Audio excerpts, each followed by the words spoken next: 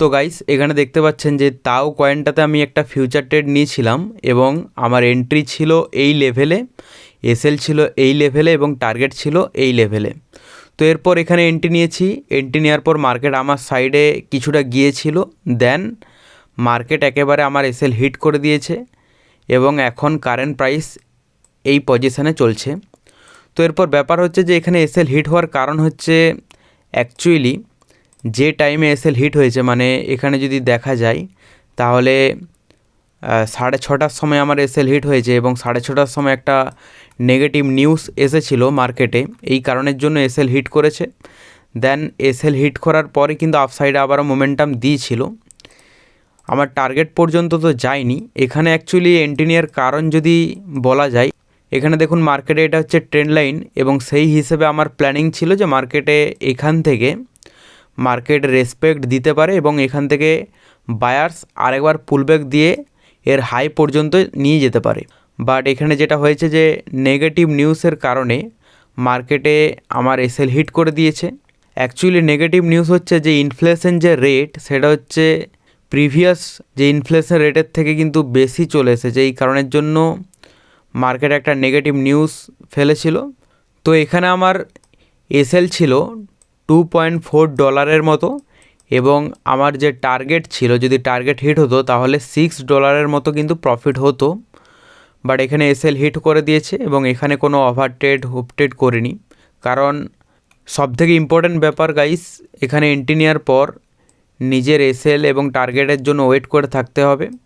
যদি এসএল হিটও হয়ে যায় তো সেখানে কোনো রকম ওভার ট্রেড করা চলবে না এবং এই ওভার ট্রেডের জন্য অলরেডি আমি অনেক লস করেছি আগে এবং কারেন্টলি আমি নিজেকে অনেকটা ইমপ্রুভমেন্ট করেছি, যার কারণে কন্ট্রোল হয়েছে, অনেকটা নিজের মধ্যে কন্ট্রোল এসেছে এবং এটা হচ্ছে সবথেকে বেশি ইম্পর্টেন্ট। কারণ বেশিরভাগ নিউ ট্রেডার্সদের যে প্রবলেমটা হয় যে এন্ট্রি নেওয়ার পর হয়তো এসএল হিট করে দিল, এসএল হিট হয়ে যাওয়ার পর তারা যেখানে সেখানে ট্রেড নিতে থাকে এবং যার ফলে সেখানে একটা ওভার ট্রেডে কনভার্ট হয়ে যায়। হয়তো এখানে ধরুন আমার ম্যাক্সিমাম টু ম্যাক্সিমাম লসের লিমিট ছিল $2.4, তো এখানে এসএল হিট করে দিয়েছে, দেন আমি এখান থেকে এক্সিট করে গেছি, আর কোনো রকম ট্রেড নিইনি। কিন্তু আগে যেটা প্রবলেম হতো সেটা হচ্ছে যে এই লসটা হয়ে যাওয়ার পর নিজেকে কন্ট্রোল করা যেত না এবং যার ফলে এখানে ওভার ট্রেড স্টার্ট হতো, যেখানে সেখানে ট্রেড নিয়ে হয়তো $2.4 জায়গায় সেখানে সেই দিনের মধ্যে হয়তো $10 লসে কনভার্ট হয়ে যেত। চার্জেস অ্যান্ড এক্সট্রা মানে যেখানে সেখানে ট্রেড নেওয়ার ফলে কিন্তু একটা বড় লসে কনভার্ট হয়ে যেত। তো এই প্রবলেমটা এখন কারেন্টলি আমার হচ্ছে না, তার কারণ হচ্ছে মার্কেটে মোটামুটি একটা টাইম স্পেন্ড হয়েছে এবং এখান থেকে এক্সপিরিয়েন্স হয়েছে, যার ফলে দেখা গেছে যে ওভার ট্রেড করা সবথেকে খারাপ জিনিস এবং ওভার ট্রেড করলে আপনি যতই চেষ্টা করুন একদিনে লস রিকভার করা পসিবল হবে না। কারণ বেশিরভাগ মানুষদের যেটা প্রবলেমটা হয় তারা হচ্ছে লসকে রিকভারি করতে চাই এবং এই রিকভারির চক্করেই কিন্তু বেশিরভাগ ট্রেডে লসই হয়। তো এই কারণের জন্য নিজের সিস্টেমকে ফলো করা সবথেকে বেশি ইম্পর্ট্যান্ট।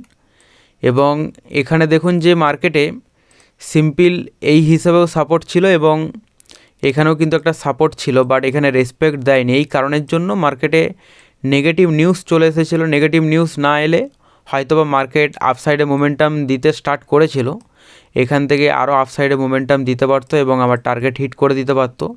বাট নেগেটিভ নিউজের জন্য এখানে আর আপসাইডে মোমেন্টাম দিতে পারেনি। এবং এখানে দেখুন যে আমি এন্ট্রি নেওয়ার পর টেলিগ্রামে আপডেট দিয়ে দিয়েছি, যারা এখনও পর্যন্ত টেলিগ্রামে জয়েন হননি তারা অবশ্যই ডেসক্রিপশানে লিঙ্ক আছে, সেখান থেকে জয়েন হয়ে যেতে পারেন।